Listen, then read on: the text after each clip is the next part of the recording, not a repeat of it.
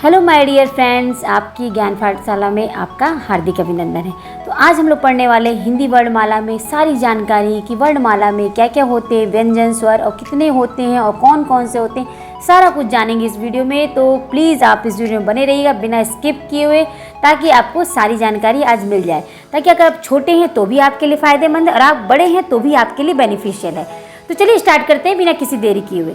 देखिए, उच्चारण के आधार पर स्वर आ, ई, उ, ए, ओ, औ आदि ये होते हैं उच्चारण के आधार पर स्वर। क्या होते हैं फ्रेंड्स? स्वर। और दूसरा हमारा है लेखन के आधार पर स्वर। लेखन के आधार पर स्वर कैसा है? वो भी आ, ई, उ, ए, ओ, औ, अंक अह। अर्थात लेखन के आधार पे और ऋषि, लेखन के आधार पे आपके 3 स्वर और आ गए। और जो हमारा था उच्चारण के आधार पे वो क्या था? बस औ तक था। तो फ्रेंड्स, आपने ऐसा कहीं भी देखा नहीं होगा जहाँ पे आपको बताया गया हो कि औ तक जो होता है उच्चारण के आधार पर स्वर होता है और लेखन के आधार पर वो ऋषि तक होता है, यानी अंक, अह और री। तो चलिए आगे बढ़ते हैं। व्यंजन क्या होता है? यहाँ हमने जाना स्वर के बारे में। अब हम जान लेते हैं व्यंजन। जो वर्ड स्वरों की सहायता से बोले जाते हैं उन्हें क्या कहते हैं? व्यंजन कहते हैं। क्या कहते हैं फ्रेंड्स? व्यंजन कहते हैं। अर्थात स्वर उनकी सहायता करती है। ऐसा कोई भी व्यंजन नहीं होता जिसमें स्वर उनके साथ ना हो। जैसे क, ख, देखिए यहाँ पे लिखा हुआ ना, हर व्यंजन के उच्चारण में अ स्वर लगा होता है। जैसे क के साथ अ लगा हुआ है, ख के साथ भी अ लगा हुआ है, सभी के साथ अ लगा हुआ है। तो फ्रेंड्स, अ के बिना व्यंजन का उच्चारण नहीं हो सकता। ठीक है। वर्णमाला में कुल कितने व्यंजन होते हैं? 35, यानी 35। 30, 5, 35 कितने व्यंजन होते हैं फ्रेंड्स? 35, जिसमें से क वर्ग, ठीक है, च वर्ग, ट वर्ग और त वर्ग, प वर्ग, इसी तरह से कई सारे वर्ग बनते हैं। जिस तरह से देखिए, क वर्ग में क्या क्या आ जाएंगे? क, ख, ग, घ, अंग, ठीक है। और च वर्ग में च, छ, ज, झ, इया, ये क्या हो गया? च वर्ग हो गया। अब देखिए ट वर्ग। ट वर्ग में ट, ठ, ड, ढ, ड़, ठीक है। और जी अंग की तरह जो बना रहता है, अंग होता है और ड़ होता है, ड़, ठीक है। तो ये इनको हम नहीं जोड़ते इसमें, ठीक है। त वर्ग उसको आगे मैं बताऊंगी, उसको आपको कहाँ रखना है, ठीक है। त वर्ग में त, थ, द, ध, न, ठीक है। त, थ, द, ध, न त वर्ग में आ गया, ठीक है। यहाँ देखिए, जो अंग होता है वो तो बगल में रहता है, लेकिन जो ड के नीचे बिंदी रहती है उसको क्या बोलते हैं? ड़। और जो ढ के नीचे था ड़, तो ये दोनों अलग हैं। इसके बारे में आगे बात करेंगे हम, ठीक है। देखिए न वर्ग में क्या हो? न वर्ग में क्या करेंगे? प वर्ग में प, फ, ब, भ, ठीक है, म। और देखिए अंतस्थ व्यंजन, इसके बाद हम अंतस्थ व्यंजन को देखते हैं। अंतस्थ व्यंजन क्या होता है? य, र, ल, व, ये होता है अंतस्थ व्यंजन। उष्म व्यंजन क्या होता है? श, श, स, ह, ये 4 हो गए उष्म व्यंजन। संयुक्त व्यंजन कौन सा होता है? छ, त्र, ज्ञ, स्र, ठीक है, ये होते हैं हमारे संयुक्त व्यंजन। तो फ्रेंड्स, हिंदी संपूर्ण वर्णमाला को चलिए देखते हैं। देखिए कितनी संख्या होती है इनकी? 52, यानी कि 52, 50, 2, 52, जिसमें कि स्वर वर्णमाला होती है और व्यंजन वर्णमाला होती है। स्वर वर्णमाला को कहते हैं वॉवेल्स। क्या बोलते हैं? वॉवेल्स। और व्यंजन वर्णमाला को बोलते हैं कॉन्सोनेंट्स। देखिए, स्वर वर्णमाला का जो संख्या होती है उनकी, वो होती है 13, यानी 13। और व्यंजन वर्णमाला की संख्या होती है 39। वो कैसे कैसे होगा वो आगे हम बताते जाएंगे, आपको बिल्कुल भी फिक्र करने की ज़रूरत नहीं है। देखिए, जो स्वर वर्णमाला है उनकी संख्या है 13, और उसमें भी देखिए डिवाइड किया गया। उसमें क्या क्या है? स्वर है और अयोग वा है। स्वर जो है वो है 11 और अयोग वा है वो जो है 2। कितने हैं? 2। स्वर हो गए 11 और अयोग वा हो गए 2, तो कितने हो गए मिला के? 13। कितने हो गए फ्रेंड्स? 13 हो गए, ठीक है। और देखिए हम जो कॉन्सोनेंट हमने, और फ्रेंड्स जो कॉन्सोनेंट्स है उसमें देखिए क्या क्या है? ये क वर्ग है, च वर्ग है, ट वर्ग है, त वर्ग है और प वर्ग है। ओके फ्रेंड्स, और इसमें और क्या क्या है?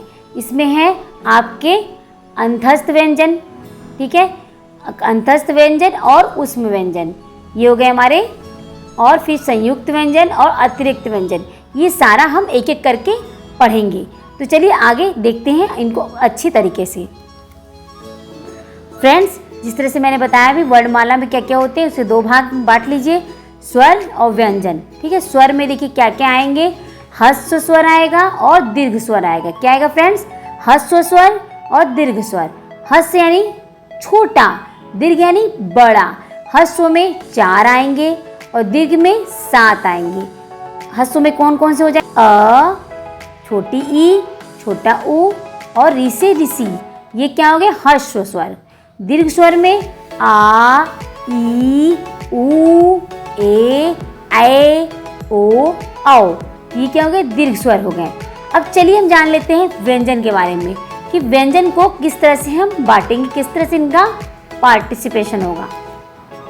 तो फ्रेंड्स, हम व्यंजन को स्पर्श व्यंजन, अंतस्थ व्यंजन, ऊष्म व्यंजन, आगत व्यंजन और संयुक्त व्यंजन में बांट सकते हैं।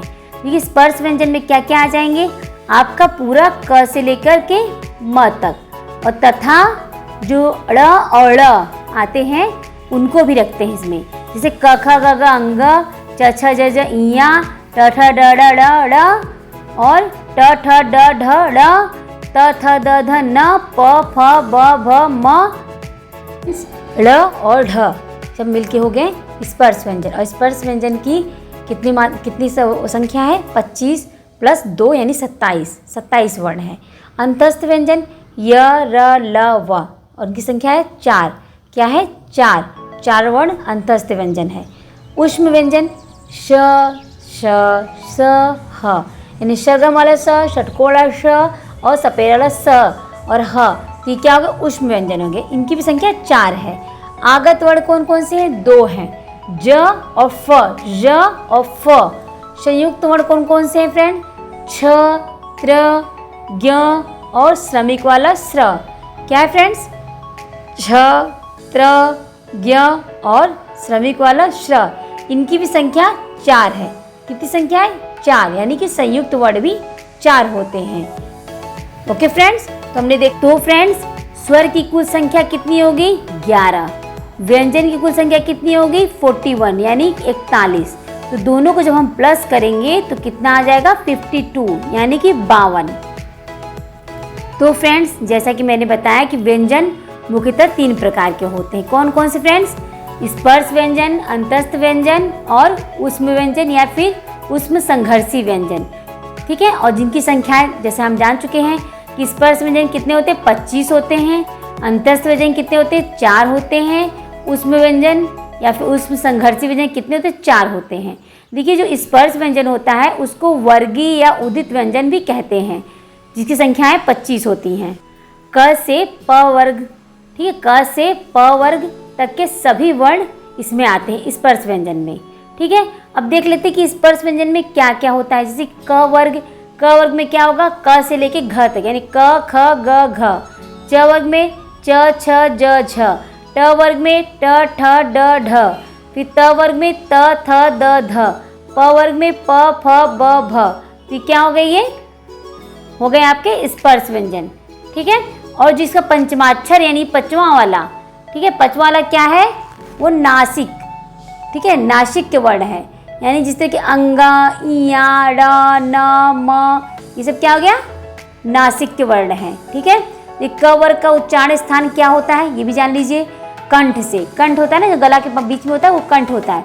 तो क वर्ग का उच्चारण होता है, और च वर्ग का उच्चारण होता है, स्थान होता है तालु। ठीक है, क्या होता है, तालु। और ट वर्ग का उच्चारण स्थान होता है मूर्धा।